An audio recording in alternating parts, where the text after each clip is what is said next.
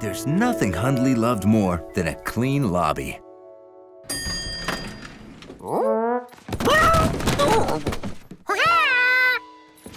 He only wished that monkey felt the same way. Oh, sorry about that, Hundley. Is that all of it? It's not even half of it. 301's doorbell is stuck again. Don't worry, Hundley will show you to the basement. Great. George, I'll go upstairs for more boxes. Why don't you and Hundley find a spot for them?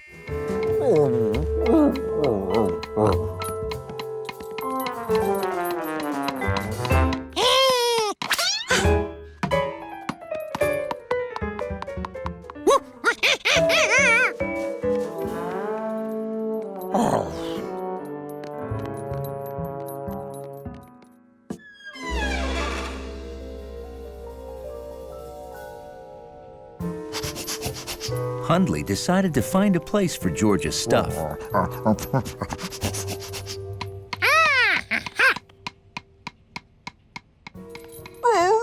It occurred to Hundley that this was the first time he'd been in the basement by himself.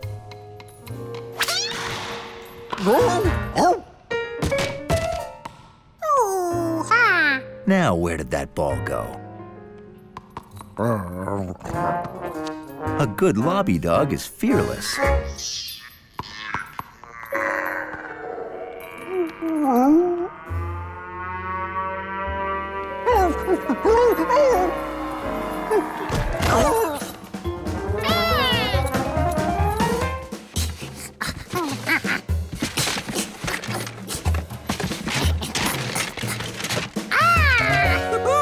George was right.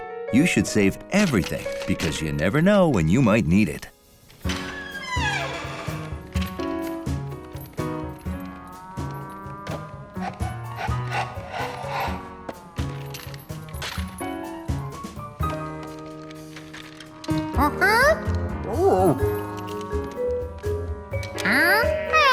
To help pinpoint the noise, George divided the basement into 4 sections.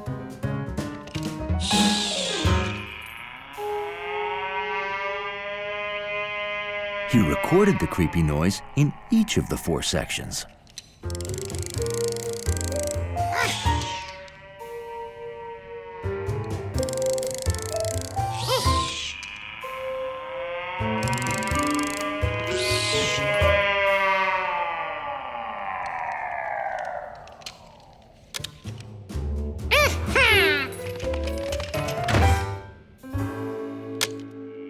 George played the recording and listened closely.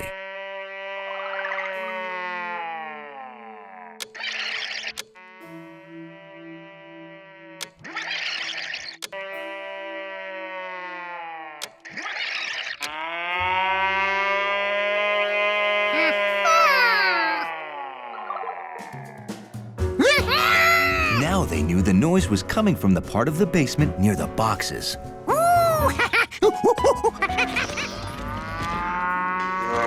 After you. No, after you.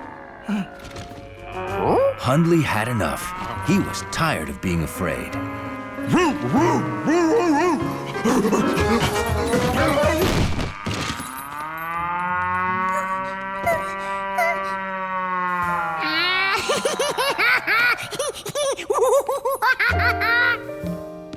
This is a cow.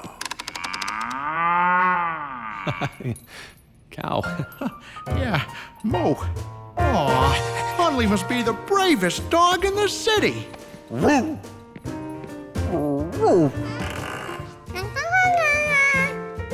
Well, let's get the rest of those boxes down here. Haven't you learned noises are nothing to be afraid of?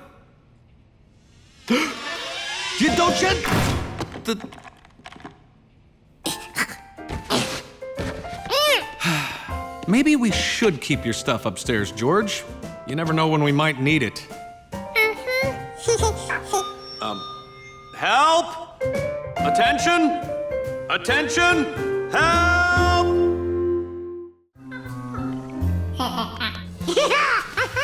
The cave was like a new playground for George.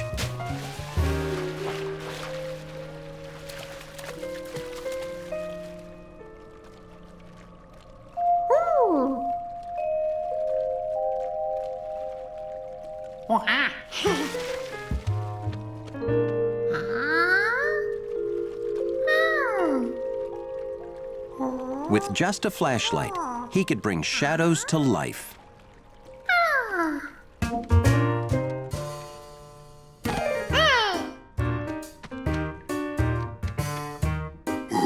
And turn himself into a fearless giant.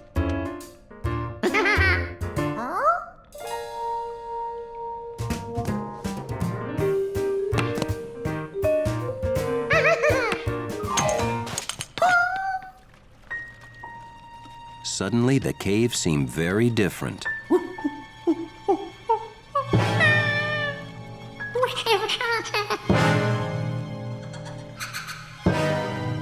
For the very first time, George was truly afraid of the dark.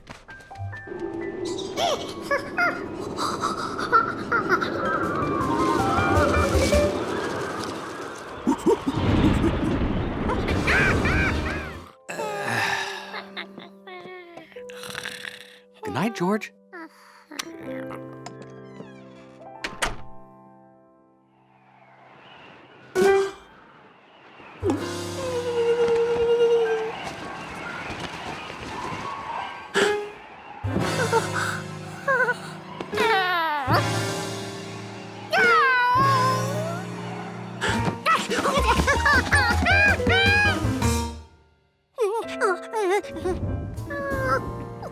It's okay. All right. Now, show me the monsters.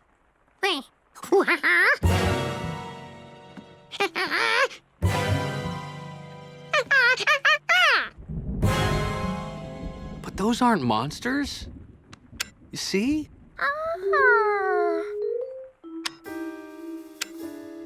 They're the same things in the dark as they are in the light. Your imagination got the best of you, George. But you know what? I have something to make you feel better. Your own personal nightlight. Now you'll never be afraid in the dark.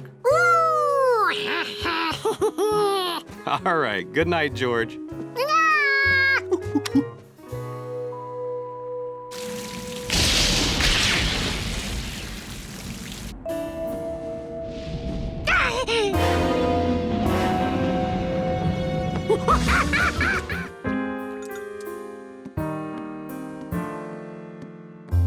Well, still no electricity, George.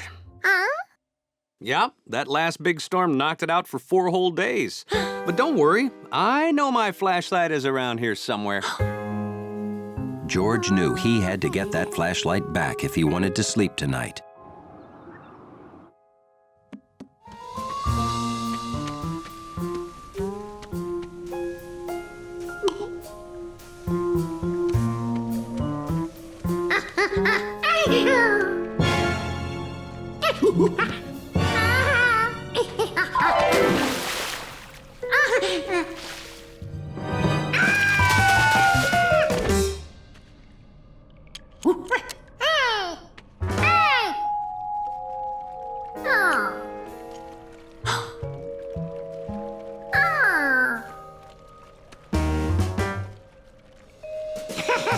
The man with the yellow hat was right.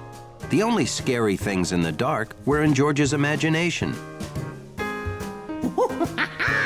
That night, the power was restored. But George almost wished it was still out.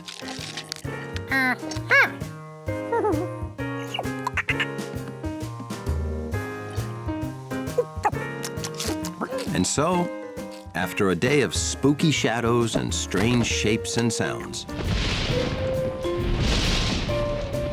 George found that he never felt so at home as he did right then, in the dark. Natural Geometric Exploring presents Pirates of the Wybecas. Wow. How'd you like to sail a ship like that, Hundley? Now there was a ship that couldn't be sunk by monkey breath. The SS Wybecause was attacked by the bold pirate Black Hat Besame. Pirate vessel off the port bow. All hands to your stations. Whole wind, coxswain.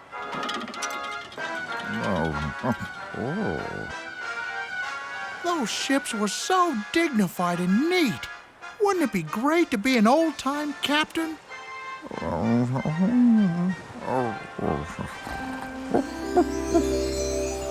The neatest ship to ever set sail was the SS Dignified. Its commander was world-renowned, Captain Hundley.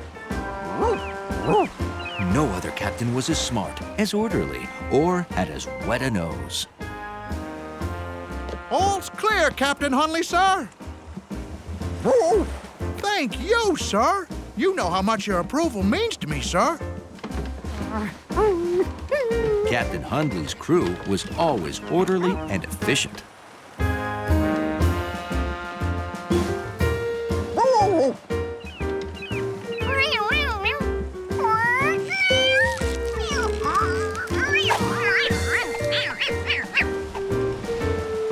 No one knew how to ride the breezes like Captain Hundley, the greatest sailor in the history of wind. But all was not smooth sailing. The wind was so strong, the pirates were upon the Dignified before Captain Hundley could give orders. The pirates were led by Yellow Hat the pirate. He's famous, you know. Hi, how are you? We're taking over your ship because, well, you know, that's what pirates do.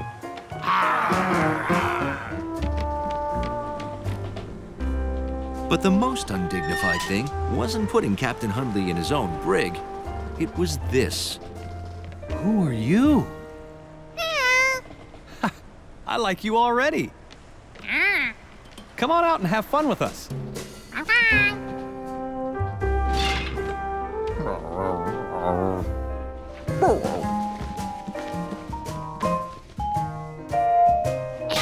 George wanted to hang it up where Captain Hundley could enjoy it.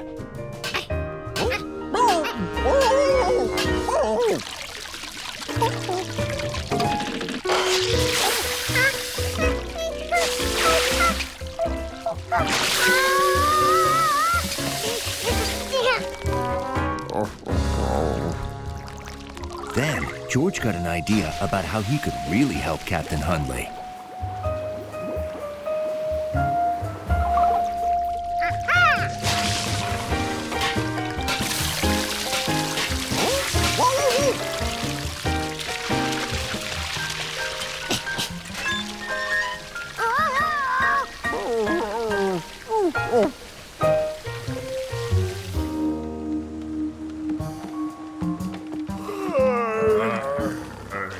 George, are you down here? Oh, my goodness. I mean, Wake up! Put on life vests. We're filling with water. Sinking. We gotta get back to our own ship.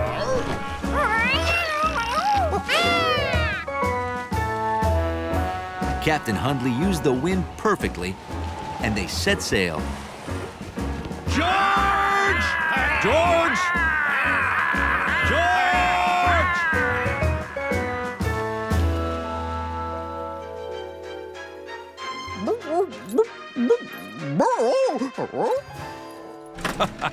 Hey, that sounds fun, doesn't it, George? Say, Hundley, your good pal George is gonna come out on the boat with us today. At least Hundley knew what to expect, so he was prepared.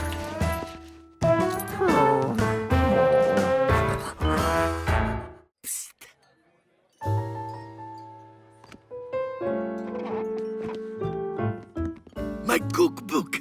She is missing. Where's the last place you saw it? Here.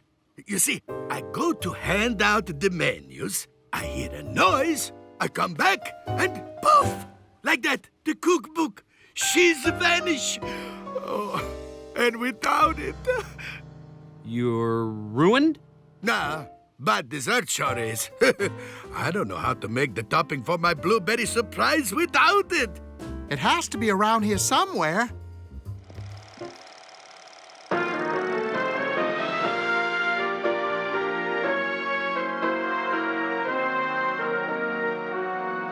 Detective Know-It-All, I'm Goody Two-Shoes.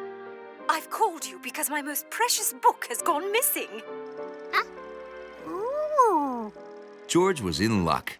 The movie was about a missing book, too. But he was wishing he'd taken his nap. Missing, eh?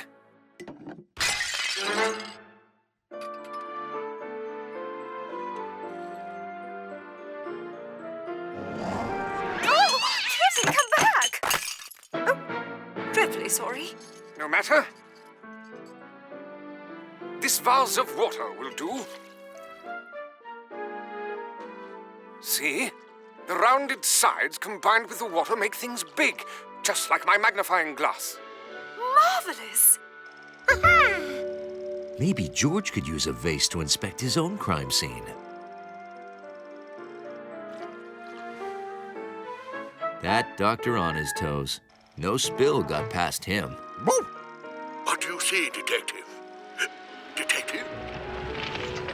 Detective? We're here.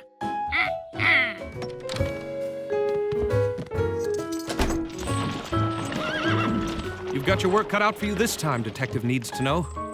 Detective George Needs to Know wasn't worried. With his trusty assistant, Dr. Hundley Dachshund, by his side, he was certain to solve the case. Oh, no. Detective Needs to Know had left his magnifying glass at home. Luckily, he found something that just might work.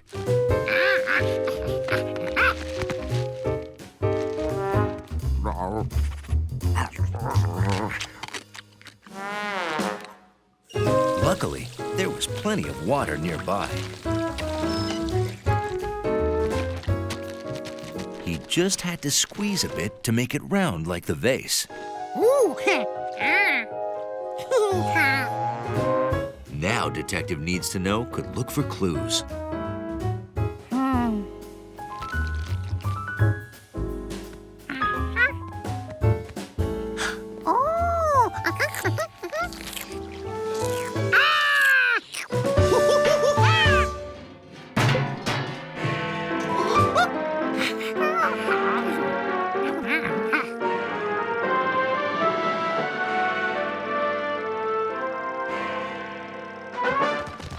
This is your man?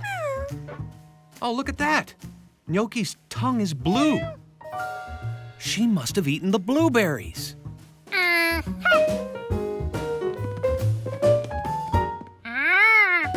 Yeah, look at that. There's blueberries spilled all over the countertop.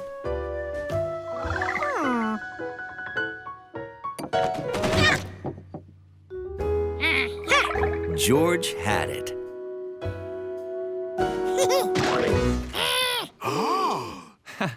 He never does this at home. My recipe book! Yogi, you must have knocked it into my blueberry surprise when you were sneaking blueberries, huh? Thank you, Detective Giorgio. You are the greatest detective ever!